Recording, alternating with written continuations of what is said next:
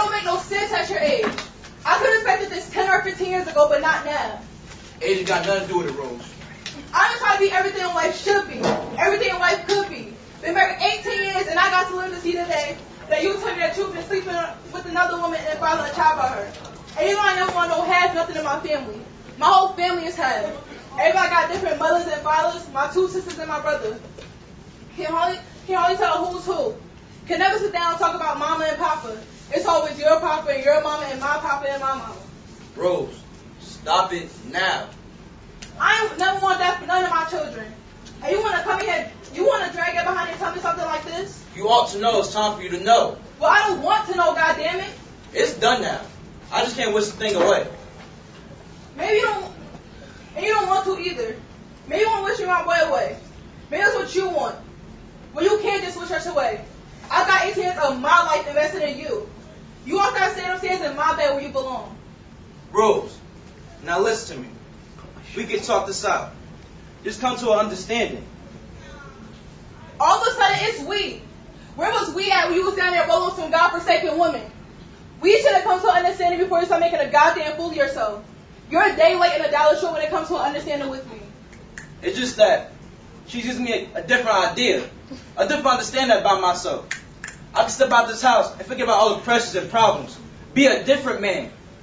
I can figure how to fix the roof and pay the bills. I can be part of myself that I ain't never been. What I want to know is, do you plan to continue seeing her? That's all you can say to me. Rose, I can sit up in my house and laugh out loud. You understand me? I can laugh out loud. And it feels good. It reaches way out to the bottom of my shoe. Rose, I can't give that up.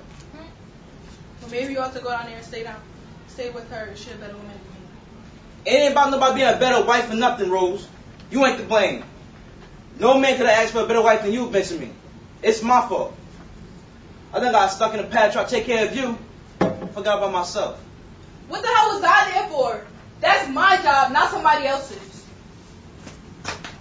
Rose, I'm going to try to live a clean, to live a hard, to live a useful life. I'm going to try to be a good husband to you in every way I knew how. Maybe I come to the world backwards, I don't know. But we're born with 2 strikes in before you come to plate. You got to guard it closely.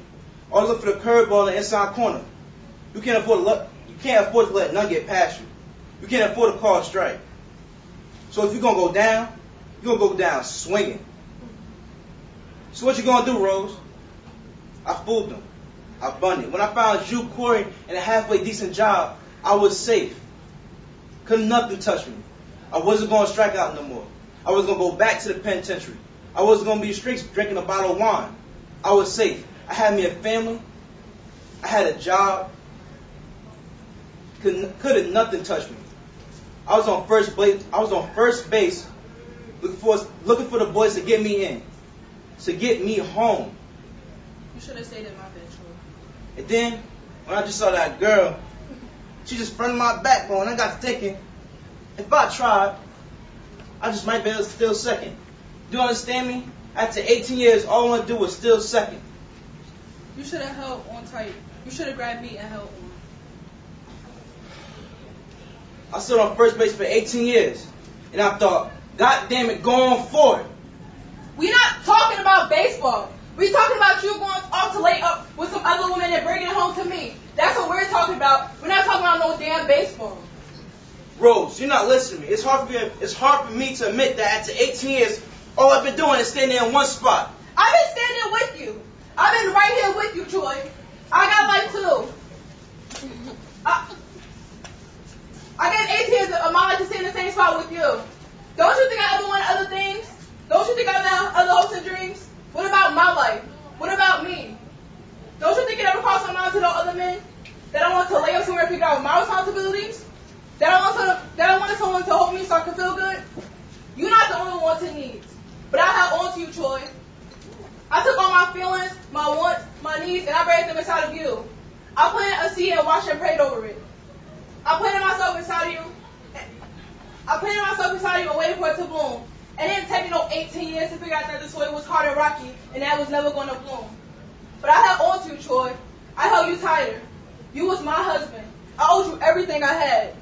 every part I could find to give you. And upstairs in that room, with the darkness falling on me, I had to try to erase every doubt that you wasn't the finest man in the world. And everywhere you was going, I wanted to go there with you. You was my husband. And that's the only way I knew how to survive as your wife. You always talk about what you give and what you don't have to give. But you take too. You take and don't know nobody's giving. You say I take and don't give. Troy, you're hurting me. You say I take and don't give. Troy. I done give you everything I got. Don't you tell that lie on me. Troy. Don't you tell that lie on me.